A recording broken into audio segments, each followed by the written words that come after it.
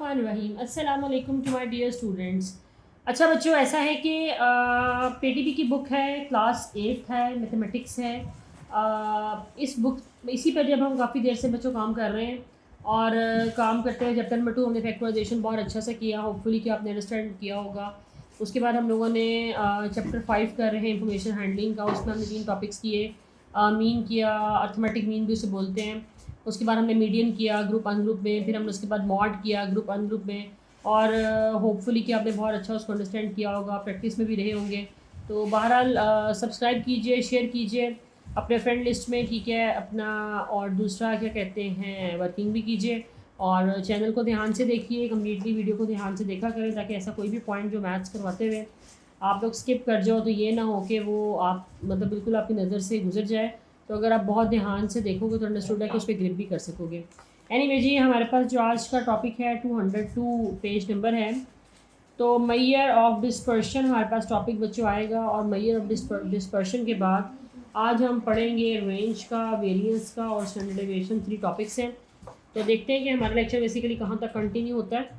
तो basically standard teacher का तो नहीं डिपेंड कर रहा होता, टीचर पे डिपेंड स्टूडेंट्स पे भी कर रहा होता है कि स्टूडेंट्स जो है वो कितना लेक्चर जो है ना वो इजीली इतना उनको दिया जाए कि उनके दिमागों में वो चीज़ बैठ जाए। ठीक है जी, तो स्टार्ट करते हैं जी। बिस्मिल्लाहिर्रहमानिर्रहीम।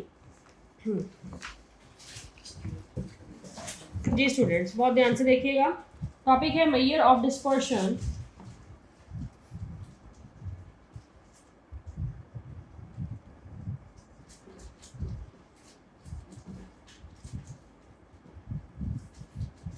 मैयर ऑफ डिस्पर्शन, ठीक है बच्चों, ये हमारा आज का टॉपिक है। किसी भी चीज़ को मैयर जब हम करते हैं, ठीक है, तो हम उसको ज़ाहिरी बात है सेपरेट करते हैं। ये देखिएगा आप प्लीज़ डेफिनेशन मेरे साथ बहुत ध्यान से। The measure that is used to describe the separateness of data. या हम ये भी कह सकते हैं कि जब हम डेटा को वेरिएट करते हैं अराउंड द सेंट्रल टेंडेंसी को, तो that is known as a central, that is known as a measure of dispersion. ठीक है, मतलब ये कहने का है कि आपने क्या कहते हैं, इसमें हमारे पास 3 आगे टाइप्स आ जाएंगी बच्चों। नंबर 1 हमारे पास आ जाएगी रेंज।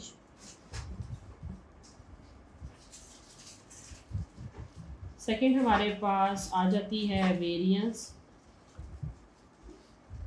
इसमें भी ग्रुप अनग्रुप की कैटेगरीज रहेंगी। मैं इंशाल्लाह आपको साथ साथ उसको कॉन्सेप्ट देती रहूँगी, तो आप प्लीज़ ध्यान से इस पर भी फोकस कीजिएगा और आपको बड़ा अच्छा इंशाल्लाह ये भी अंडरस्टैंड करेंगे आप लोग। अच्छा जी, फिर आ गया हमारे पास standard deviation.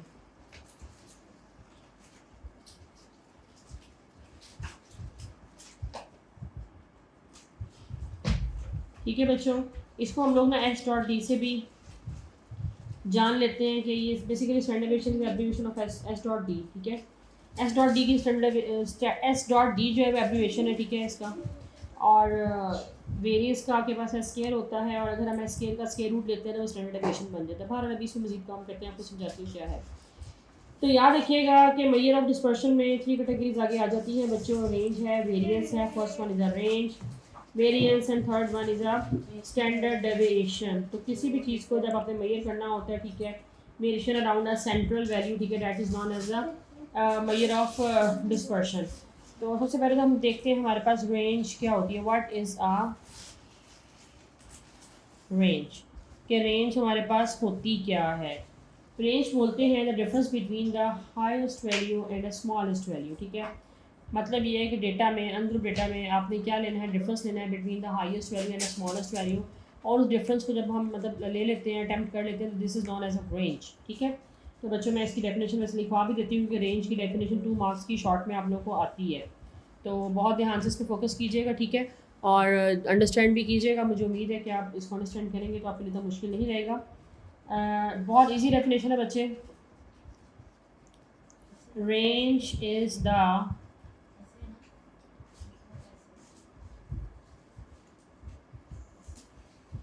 difference between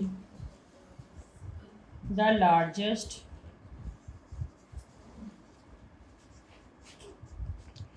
and the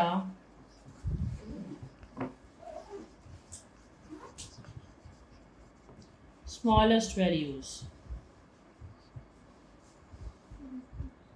ठीक है, और किसकी वैल्यूज किसकी देते हैं, ऑफ अ डेटा। बहरहाल अभी हम इस पर अब एक क्वेश्चन अटैम्प्ट करते हैं, तो मुझे उम्मीद है कि आपको बहुत अच्छे समझ आएगा। जी बच्चों, ऐसा है कि जो रेंज है हमारे पास, इसका फॉर्मूला हमसे पहले देखते हैं कि वो क्या होता है। ठीक है, तो रेंज में हम लोग बेसिकली रेंज का अब टॉपिक है, तो रेंज को हम लोग ओनली आर से रिप्रेजेंट कर सकते हैं, X M minus X not.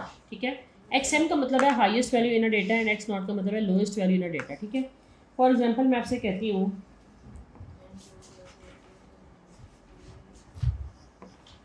कि मेरे पास डेटा है 25, लेट कर लेते हैं 35, 89, 63, 72 और 82 कर लेते हैं।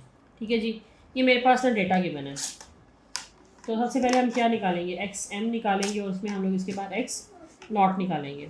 एक्स एम का मतलब मैंने आपको बताया हाईएस्ट वैल्यू इन डेटा, सबसे ज़्यादा हाईएस्ट वैल्यू कौन सी, 82, 25, 35, 89, तो 89 बेटा इसमें हाईएस्ट है। एक्स नॉट में आ गया लोएस्ट कौन, सबसे छोटी टर्म इसमें से कौन सी, दिस इज़ अ 25। तो रेंज आपके पास क्या होती है, X M minus X naught. देखिए बच्चों, एक्स एम क्या है 89 माइनस एक्स नॉट।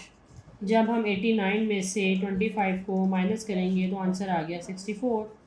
तो हमारे पास जो रेंज है वो इसकी ये आ गई है। ठीक है, बहुत ध्यान से बार इसको अटैम्प्ट कीजिएगा क्योंकि मुश्किल चीज़ नहीं है, तो जब बार बार प्रैक्टिस करेंगे तो आप आराम से इसको इंशाल्लाह कर सकेंगे। ठीक हो गया जी। स्टूडेंट्स प्लीज़ अपना अपना तवज्जो कीजिए इस पे, बोर्ड पे आपके पास ना पार्टिसिपेंट्स गिवन है। ठीक है, पी से इसको रिप्रेजेंट कर लेते हैं, पार्टिसिपेंट्स गिवन है और हम उसको क्या करते हैं कि इससे पी से ही रिप्रेजेंट कर लेते हैं। ठीक है, फॉर एग्जांपल 1, 2, 3, 4, 5, 6, 7, 8 और 9। अच्छा जी, हमारे पास जो इनकी एजेस गिवन है, ठीक है, वो क्या है, वो गिवन है कि जिस तरह से 25, 36, 40, 33, 36 और 20, 25 और 35। मुझे 9 नहीं है, 8 ही है। ठीक है, सॉरी मैं बाई चांस एक ने एक्स्ट्रा कर गई। ठीक है, यहाँ तक क्लियर हो गया। अब हम लोग क्या करेंगे कि हम लोग ना इसका रेंज का फार्मूला लगाते हैं बच्चों। वो क्या होता है, X M minus X naught. तो बच्चे एक्स एम का मतलब है कि इस पूरे डेटा में सबसे ज़्यादा जो हाईएस्ट वैल्यू है वो कौन सी है, ज़रा चेक कीजिए आप लोग मेरे साथ। 25 है, 36 है, 40, 33, 36, 20, 25, 35। तो 25 is the highest value in a data, it means X M क्या आ गया आपके पास 40।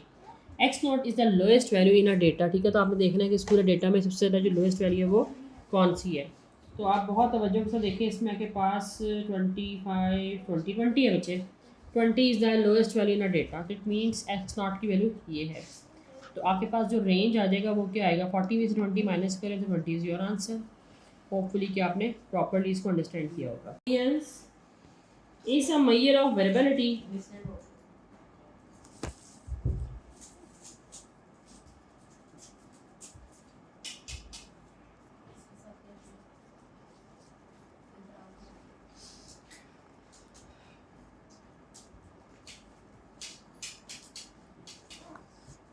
बहरहाल जी ये आपके पास वेरिएंस के बारे में आ गया।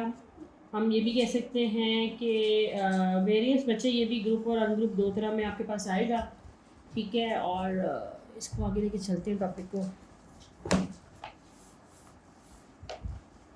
देखिए बच्चे, एस स्क्वायर से ना वेरिएंस को डिनोट करते हैं। ठीक है, पहले मैं अनग्रुप की बात करती हूँ बाय डायरेक्ट फार्मूला में।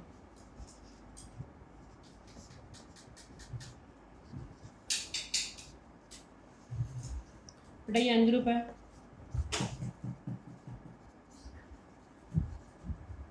और बाय डायरेक्ट मेथड।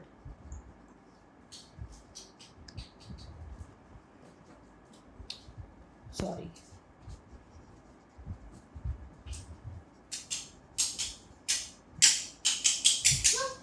ठीक है जी, ये आपके पास अनग्रुप आ गया बाय डायरेक्ट मेथड का। और अब हम इस पर थोड़ा सा काम करते हैं। ठीक है, लेट कर लेते हैं हमारे पास इसी क्वेश्चन को ना, ज़रा मैं इसी फार्मूला पे एक क्वेश्चन को अप्लाई करते हैं। लेट आपके पास 5 है,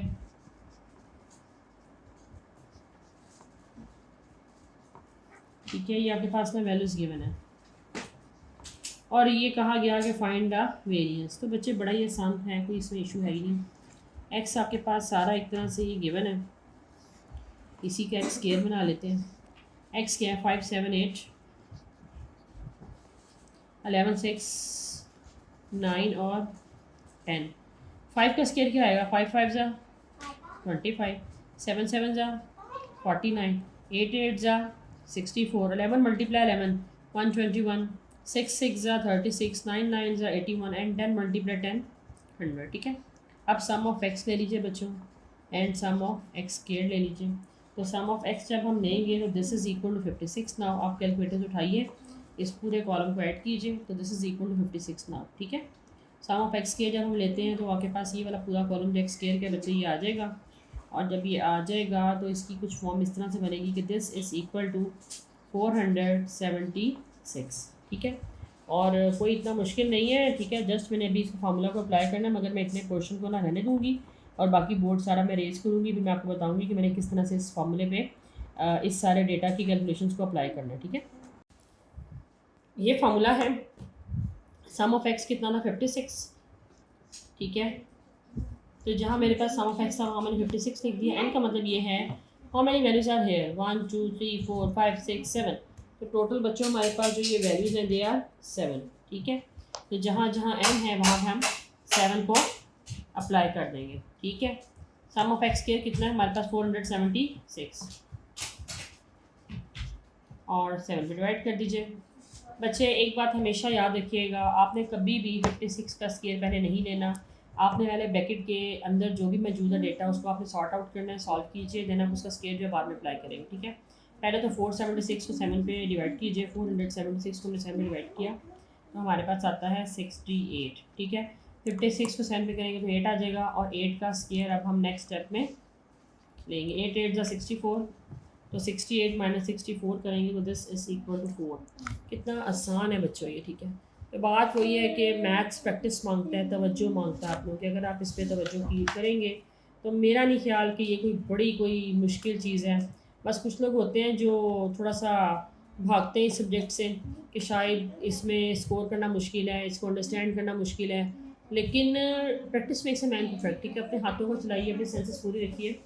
जब आपके हाथ चल रहे हो तो आप मेंटली प्रेजेंट होना चाहिए, आपकी आंखें देख रही कि आप क्या काम कर रहे हो, आपके हाथों को पता है कि आपके हाथ क्या चला रहे हैं। ठीक है, और अगर मतलब आप कुछ फार्मूलाज को लिख के करोगे ना तो अंडरस्टूड है, और लिखने के साथ साथ बोलोगे भी तो आपके ना कान भी सुनेंगे कि आपकी समात भी हाजिर रहेंगी कि आप क्या फार्मूलाज जो है ना वो याद कर रहे हैं। तो मकसद कहने का ये है, ये वो सिली सिली ट्रिक्स हैं जो मैं आपको बता रही हूँ। मैंने अलजबरा जब करवाया तो मैंने फार्मूलाज को बाकायदा बनाना आपको बता दिया। तो अगर फॉर एग्जांपल आपको फार्मूला ऑन द स्पॉट याद नहीं है और आपको नहीं पता चल रहा कि ये फार्मूला कौन सा होगा, तो बच्चे कोई मुश्किल है ही नहीं। ठीक है, मैथ से इजी सब्जेक्ट कोई भी नहीं हो सकता। तो बहरहाल स्कोरिंग सब्जेक्ट है, 100 बाई 100 गेन करें, कोई मुश्किल नहीं है, कर सकते हैं आप लोग। ठीक है, अच्छा स्टूडेंट, ऐसा है कि क्लास 8 के लेवल पे ना मैंने भी बुक में देखा आप लोगों का सिर्फ ना ग्रुप डेटा जो है ना वो इन्वॉल्व नहीं है, आपका सिर्फ अनग्रुप डेटा इन्वॉल्व है स्टैंडर्डाइजेशन के लिए और वेरिएंस के लिए। तो ये बात याद रखिएगा बहुत अच्छे से कि आप लोगों का स्टैंडर्डाइजेशन और वेरिएंस में अनग्रुप डेटा इन्वॉल्व है, ग्रुप डेटा इन्वॉल्व नहीं है। तो होपफुली ये स्टूडेंट बड़े खुश होंगे इस बात पे कि चलो जान छूटी। एनीवे मेरे माइंड में तो ये था कि मैंने भी आपको ग्रुप का पढ़ाना है।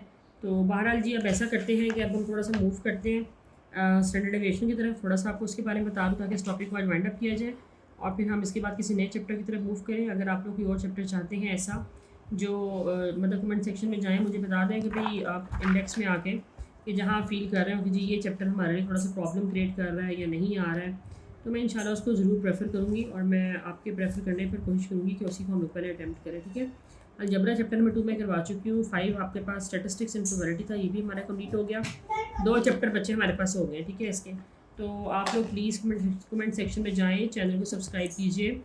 बहुत जल्द ये चैनल इंशाल्लाह क्लास 9 के बच्चों के लिए भी बन जाएगा। ठीक है, तो इसी में डिफरेंट लेक्चर्स भी आना शुरू हो जाएंगे और it's a great work for all of you कि आप इससे इस्तेफ़ादा हासिल करो। ठीक है, आप मतलब देखो कि आपको जो चीज़ नहीं आती है आप मुझे कमेंट सेक्शन में जाएं, मुझे इन्फॉर्म करें, मैं इंशाल्लाह पूरी कोशिश करूँगी कि बिल्कुल बल्कि इंशाल्लाह बाय हार्ट के मैं आपको ना इसके जो भी मसले मसाइल आपके मैथ्स में रहते हैं उसको सॉल्व करने की कोशिश करती रहूँ। तो बहरहाल बच्चों स्टैंडर्ड डेविएशन आपके पास है। स्टैंडर्ड डेविएशन का फॉर्मूला एक देख लेते हैं। मैंने आपको बोला था स्टैंडर्ड डेविएशन जो हम उसको ना एस से भी डिनोट करते हैं, ठीक है। तो बहरहाल अलग्रुप ले रहे हैं बच्चों, आपके पास स्केल आ जाएगा एंड आपके पास sum of X square by N minus sum of X over N का होल स्क्वायर। आपको याद होगा कि मैंने पीछे अभी क्या किया है, मैंने अभी एक क्वेश्चन किया वो था वेरिएंस, और उसमें जो हमारे पास वेरिएंस का जो आंसर आया था वो क्या आया था, वो आया था 4, ठीक है। तो अगर हम वेरिएंस बेसिकली वेरिएंस को एस स्क्वायर कहते हैं और ये 4 हो गया, ठीक है। अगर मैं इसी का अगर आपसे कहा जाए कि वेरिएंस का ये क्वेश्चन है और आपको इसको स्टैंडर्ड डेविएशन में लेके जाना है तो क्या करोगे? Very simple, just taking square root on both side.